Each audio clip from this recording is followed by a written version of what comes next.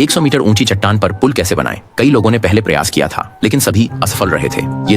हालांकि इन दोनों आदमियों ने हमेशा के लिए यहाँ नहीं रहने का दृढ़ संकल्प किया था। वे इस जगह के बाहर की दुनिया देखना चाहते थे। उन्होंने लंबे समय तक चर्चा की और कोशिश की, लेकिन कुछ भी काम नहीं कर पाया। एक दिन जॉन ने आकाश में उड़ते पक्षियों को देखा और गहरी सोच में पड़ गया। वह धीरे धीरे चट्टान के किनारे मौजूद लकड़ी के तख्ते की ओर चला गया। आश्चर्यजनक रूप से उसने पाया कि वह तख्ता उसका वजन सह सकता था। उसके दिमाग में एक समाधान बनने लगा। उसने और उसके साथी ने कुछ पुराने लकड़ी के तख्तों को इकट्ठा किया, उन्हें रस्सियों से मजबूती से बांध दिया और जोड़ दिया। तख्तों के अंत में उन्होंने पुल को लंगर डालने के लिए एक भारी पत्थर बांधा। थोड़े ही समय में उन्होंने एक छोटा पुल बना लिया। वे सावधानी पूर्वक उस पर कदम रखे और निश्चित रूप से यह उनके वजन को सहन कर रहा था। हालांकि वे अभी भी अपने लक्ष्य से काफी दूर थे।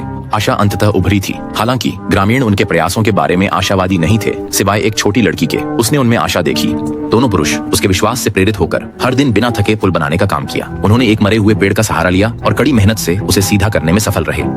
अंत में उन्होंने पुल को सुरक्षित रखने के लिए चट्टान से एक बड़ा पत्थर धकेल दिया। पुल तैयार था और दोनों आदमी बहुत खुश थे। उन्होंने जल्दी से एक सिग्नल फ्लेयर छोड़ा ताकि गांव वालों को उनकी सफलता की जानकारी मिल सके। जैसे ही आसमान में आतिशबाजी फूटी, पास के गांव वालों को आशा की भावना हुई। जैसे ही वे चट्टान से निकलने वाले थे, आपदा आ गई। अचानक एक तेज हवा आसमान में फैल गई। पुरुषों ने टूटे पुल से एक कैनवास बांध दिया, उम्मीद करते हुए कि हवा इसे ऊपर उठा लेगी। उन्होंने दूर के आकाश को एक साथ निहारा, भाग्य के न्याय के लिए खुद को तैयार किया। उस रात एक भयंकर तूफान आया। चट्टान के किनारे पर गांव वालों ने शरण ली, लेकिन एक लड़की अंदर जाने से इनकार कर दिया। उसने चिंतित होकर उन दोनों आदमियों की दिशा में देखा। उसी क्षण दोनों ने अपनी योजना पर अमल किया। जॉन रस्सी काट दी और टूटे हुए पुल पर लगा कैनवास फड़फड़ाने लगा, जिससे पुल 10 मीटर ऊपर उठ गया। वे आखिरकार खाई से बाहर निकलने में सफल हुए। वे दूसरी ओर भागे, लेकिन बिजली की एक चमक ने टूटे हुए पुल को तुरंत आग लगा दी। खाई के किनारे सूखा पेड़ हिलने लगा और पुल को थामने वाली रस्सियां छूटने लगीं। पुल गिरने लगा।